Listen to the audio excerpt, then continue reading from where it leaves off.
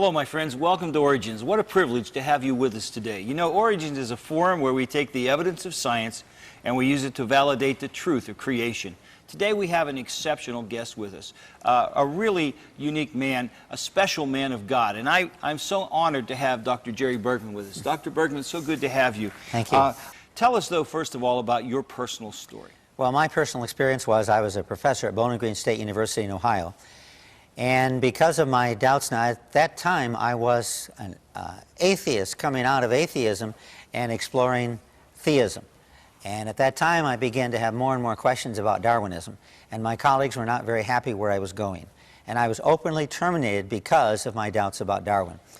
No question about why. There was no subterfuge. It was, you're going to be a creationist, you're not going to work here. I had a dozen signed notarized affidavits from my colleagues stating that this was the reason.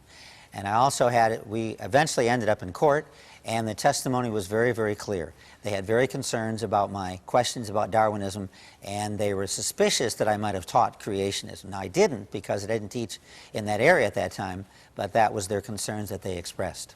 Now, you know, I was in college in the late 60s and early 70s, and as we were burning, I wasn't, but as I was watching on the news and they were burning down an administrative building, the huge issue was academic freedom.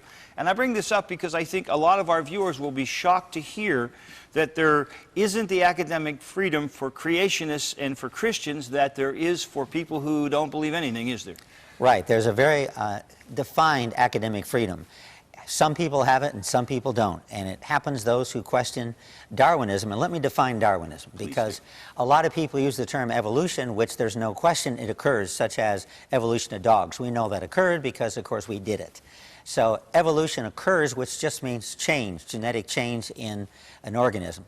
But what we mean by Darwinism is from molecules to man, or from the goo to you by way of the zoo. Now that's poetic, but on the other hand, that really epitomizes what we're talking about when we talk about Darwinism. And many of the people in my book had no problems with evolution. In fact, some were evolutionary biologists. The problem was Darwinism, what I often call dogmatic, fundamentalist Darwinists. So you're talking about microevolution and macroevolution. Are those terms helpful? That's another way. Those terms are commonly used in the literature, yes, and those are appropriate. So one is within the species, right, and the other is trans-species. Right, and we understand now more about microevolution because of the field of epigenetics. So we understand how genes... You have to define that word. Epigenetics is where genes are turned on and off, and the environmental factors influence which genes are turned on and off. And so therefore, we now realize that the environment has a fair amount of influence upon the development of organisms. All right. Now, let's go back to your issue. What brings the change to becoming a theist and a Christian? More and more questions about Darwinism. The key to atheism is Darwinism. If Darwinism is true, therefore we have no need for a creator, because natural forces can create everything. I think this is very significant. So it was your scientific research that brought you to theism. It wasn't that you had an experience with Christ and then started to doubt Darwinism. Right, it was the opposite. Yes, you said, this isn't working, so I have to look for another answer. Right, I was convinced that Darwinism simply was not true, based on science, science, not religion, but science. That's very significant. And then you began to do research and find out that you weren't the only one this had happened to. Right, when I was terminated, my case got a lot of publicity in various newspapers, magazines, on TV, and so on.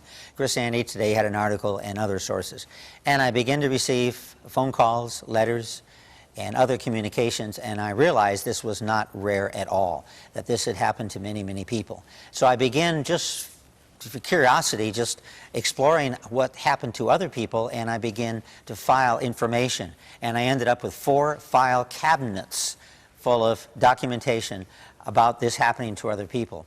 So I finally decided, well, why don't I put this in a book form? Why don't I summarize these cases? I want our people to understand, this is not some little tempest in a teapot that 2 or 3 people this happened to at a bad experience with an individual college. You're seeing a national trend here that transcends the local university. A very strong trend. In fact, I found very few cases of people who were openly questioned Darwinism who ended up with tenure or with their jobs. Now, if they already have tenure, then it's, their job is more secure. But I found it's very difficult to get tenure if you question Darwinism. That's really scary to me. Where do we go with this? it's getting worse and worse. And I'm working on a case now called the freshwater case. And he got into trouble, as well as other people who teach at his school, for using words such as faith. For one case where a female science math teacher, her husband would give her notes every day. And she would bring these notes to school, like a birthday card. And on the notes, he would have a scripture. And she was told she's not allowed to display this on the desk of her classroom. And so I see more and more hostility against not just Darwin doubters, but also against people who are openly religious. Now, not all colleges are the same. As you've done your research, there's a progression of where the prejudice becomes more severe. Right. Community colleges and technical colleges, the problem is least serious, partially because technical and community colleges are concerned about training people to do things. They're very pragmatic, very oriented toward the job market. The problem is worse in four-year colleges, and the problem is by far most severe in research colleges, which offer graduate degrees. And why is that, sir? I think because research colleges, they're more interested in theoretical ideas. They're more interested in philosophy, in where you're coming from. Whereas the technical colleges are concerned about, can you do something? Right. Can you fix a car? Or can you do accounting work? But the higher up you go, and the more you're getting into a position where you can actually affect the culture or affect the worldview from which the scientific community works, the more stringent the scrutiny becomes. Right, and the more concerned they are about what you personally believe. Right. Which in the cases I included in my book, all of them got in trouble not for what they did, but for who they are and what they personally believed. And that was very clear in my research. I don't know how this affects our viewers, but this sounds so terribly un-American to me. It seems like this should be the country where we have freedom to discover truth wherever it's coming from. I agree. I've concluded that what we have now is literally a hate movement against people who question Darwinism. And it's becoming more and more vicious, and this is why I'm coming out with other volumes which document, indeed, how it's getting worse and worse, it seems, by the year. By the way, my book, which Slaughter the Dissidents, it is highlighted in the film Expelled. And in this book, there's, I don't know, about 12 cases, and I documented most of them extensively in my book. Now that's Ben Stein's film, a movie was in the theaters, Expelled. Right. No intelligence allowed. Now Right. maybe, Dr. Bergman, what you need is a pair of short pants and a pair of tennis shoes, and we'd be able to promote this better. But it's fascinating to me. Now Ben Stein, if I understand correctly, is not a Christian, is that right? Right, he's Jewish, as were several people in his film. By the way, the Darwinists, the fundamentalist Darwinists, do not tend to discriminate religiously. They equally dislike Christians, Jews, and Muslims. Well, that's good to know, I guess. Dr. Stein, known prominently in the nation, and he is seeing the same concern. He's addressing the same concern you are. Right, he was. And one major way that they attacked the film Expelled was to say these people were not let go because, indeed, they doubted Darwin. They were let go for other reasons. Well, I've spent a huge amount of time exploring most of the cases in the film Expelled, and I concluded there's no question. Clearly, they were let go because of their doubts about Darwin. And so the basic conclusion of the film, I support fully.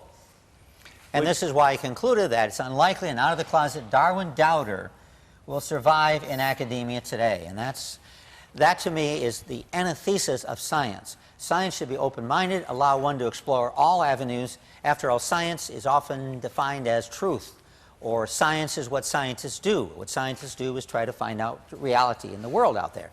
And when you start blocking off avenues of research, that's a big problem. That's right. In the academic community is the place where there has to be freedom to discover. And that's the very place. You're saying in military, government, and industry it's not a big problem. But in the place where there should be the most freedom is where we have the least freedom. Exactly. And I've looked for cases actually in the military and government and so on, and I found close to zero. There's a couple of cases in government, one case in industry, no cases in business. Virtually all, well, 99% of all the cases that I documented that I could locate were in academia. So that's where the problem is in academia. And the main problem, as I stress, is these are fanatical Darwin fundamentalists, and they are in many ways what they call true believers. I've tried, because I love to talk about this, obviously, and I've tried to talk to my opposers, because I need my critics, because they bounce ideas off me and I off them, and that's how one grows. Criticism is critical in science. Absolutely. You must have criticism. And I've tried to do this with many of my critics, and you can't talk to them. They get very emotional. They start to use obscene language. They lose it. And this surprised me, shocked me for academics and scientists. This is not my image of a scientist at all until I, of course, discovered this. Now, in most other areas, I don't have any problem. Right. We can debate other things and have very good conversations. And but why once is this that, comes sir? up, you've got a problem. Why?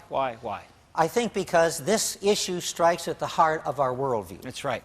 And therefore, when I question Darwinism, I'm questioning their whole worldview. It's a clash of worldviews, isn't it? Clearly, and that's why they get so upset. That's why their emotions are so much a problem. Now, you say that often you're attacked not for what you've taught or done, but for who you are, what you believe. Is that right? Right. They don't like you as a person. At Bowling Green, it was very clear that they had no evidence that I was proselytizing. But they said they were suspicious I was, and therefore, if I was, then that's a justifiable reason to terminate somebody. Oh, that's scary. Really scary. Yeah, it is. And that was true. I thought I was the only one. But in all the cases I looked at, from the research I did, the same thing was true in every single one of these cases. Okay. So in academia, they tend to stress what you believe and not so much what you can do. All right. Now, there's the statue of Darwin with Ben standing in front of it. They won't stand any critiquing of evolution? Right. In the cases that I looked at, they were not teaching creationism or ID, but what they were doing was critiquing evolution. And that's what they got in trouble for. Doesn't that sound terribly defensive? Oh, yeah, very much so. But they feel critiquing evolution implies the other side, and the other side is creationism or intelligent design. Do you think that's because we have questions they can't answer? Oh, I'm sure that's part of it, because if they could answer them, they would. But often they can't answer them, so therefore the anger, etc., comes out. It's often said if you have an answer, you answer it. If you don't have an answer, you hammer on the person. That's right. If you can't hammer on the person, you hammer on the table. Yeah, pound and the that table. I found this is very true in this area. You use the word slaughter. Is that too extreme a term? A number of people told me that that's too off the wall. Yeah. And when they reviewed the book, I got back with a number of these people, and they said no, when they read the book, it wasn't. Because what happened was these people not only lost their job, but they often lost their career. Yeah. They lost their family. Many ended up divorced. A number became truck drivers, which is fine, but think of that. You got 9 years of training, enormous amount of expense, $300,000-$400,000 to get through a 9-year PhD, bachelor's, master's program. A lot of money, a lot of time, your career's ended. This is devastating for a lot of these people's lives. So we have PhDs driving trucks because the same reason they were let go at one school is going to keep any other school. Once you're out of the closet, you're not going to get hired to teach science. Right. They say it's the kiss of death in academia. So what's your advice to a creation scientist who is teaching in a university right now? Stay in the closet. Stay in the closet. By all means, stay in the closet. Now, that's hard. Yeah. Because when I mention that at various places I speak, people say, well, how can I sit there and allow people to say things where I believe are wrong? And I have evidence that they're wrong. Well, until we have clear protection. Now, one state does have protection. That's Louisiana. Louisiana has a law which says you can criticize Darwinism. And I think Minnesota is another state that has a similar law.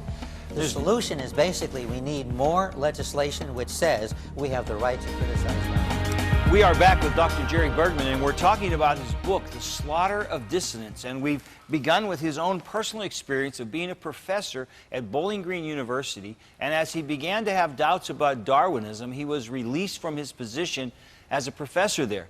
As he began to do research, he found out he wasn't alone, and over the last 30 years, he's documented over 300 cases where people have been persecuted. I think that's the right word, Dr. Bergman, yeah, because of their belief, not even their belief in creation so much as their doubt of Darwin. One case which shows the trend is, and I found no exceptions, by the way, there are 4 or 5 cases, but this case is typical. Moore versus Gaston Board of Education, and Moore was an atheist.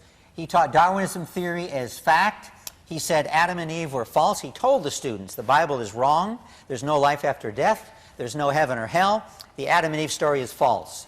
And there's few students that didn't appreciate that. So he ended up in court. And the court ruled the students have a right to hear all points of view. Well, actually, That's what the court ruled, but in fact, the court said they have a right to hear only the atheistic, agnostic, anti-Christian point of view. They do not have a right, other courts have ruled, to hear the other side. So indeed, what we have now in our schools is an indoctrination against Christianity and against theism. So you can teach against Christianity, the Bible, and creationism and ID, but not in favor of it. And this is very, very consistent, by the way. And the courts have ruled this because they've ruled creationism is religion, and even when you criticize Darwinism, they have ruled that that is in the back door teaching creationism. So if I point out problems with Darwinism, that is what they call backdoor teaching of creationism. And we, in essence, have a state-enforced religion today. Now, use the word religion for Darwinism. Help us with that. In what way is Darwinism a religion? Because Darwinism is a worldview. It explains where we came from.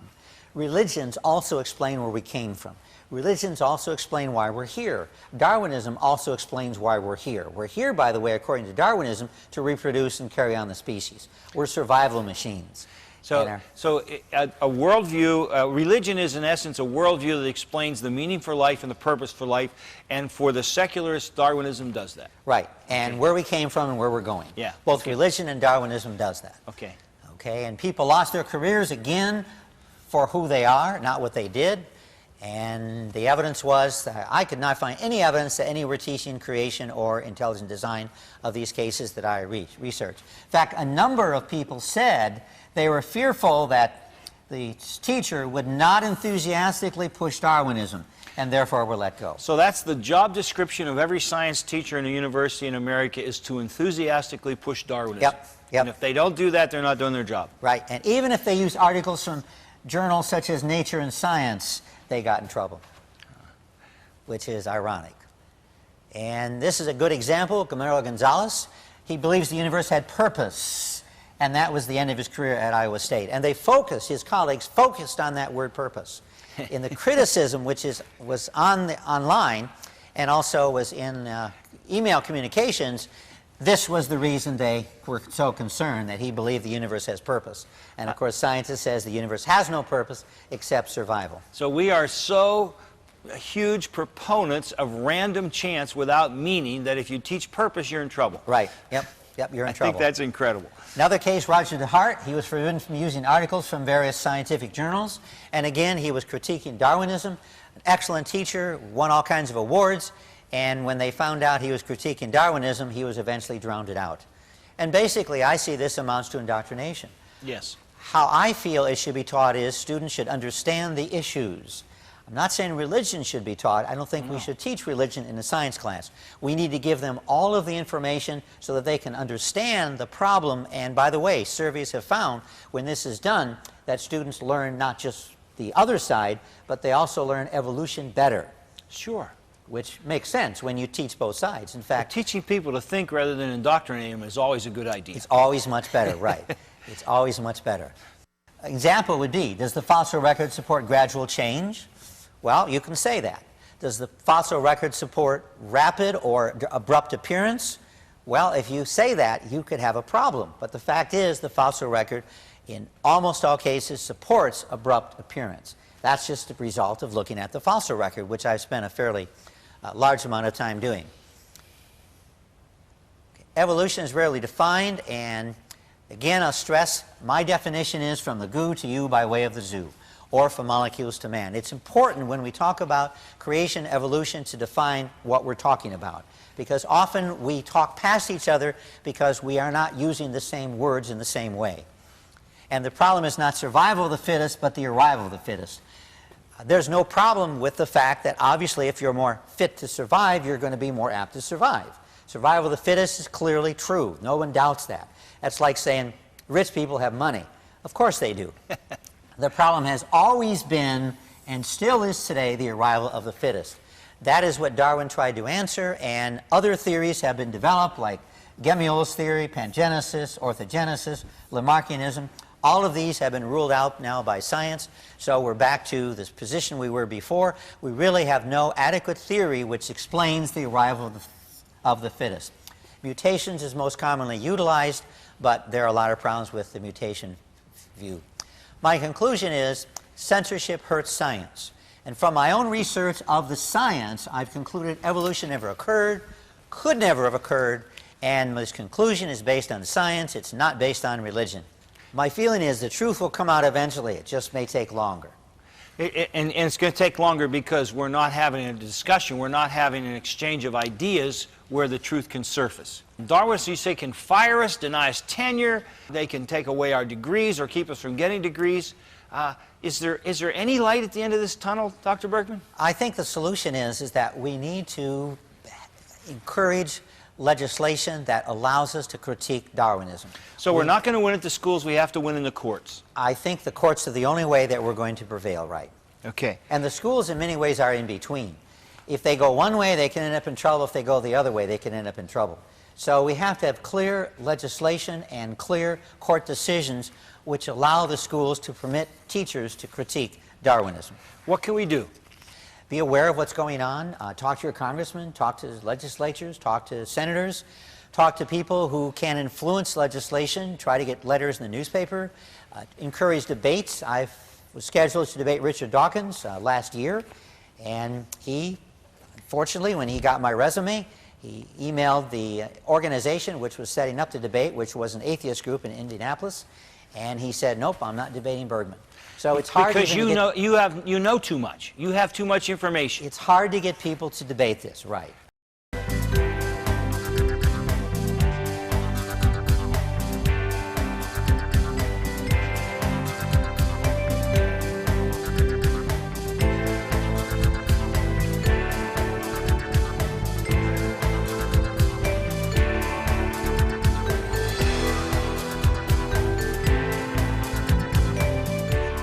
Thank you for watching this edition of Origins. If you'd like a copy of the PowerPoint information presented today, you can download a PDF file of program number 912 from our website at www.originstv.org. Or for a DVD of this series, send a $12 donation to cover shipping and handling and write to Origins, program number 912, Cornerstone Television, Wall, Pennsylvania 15148.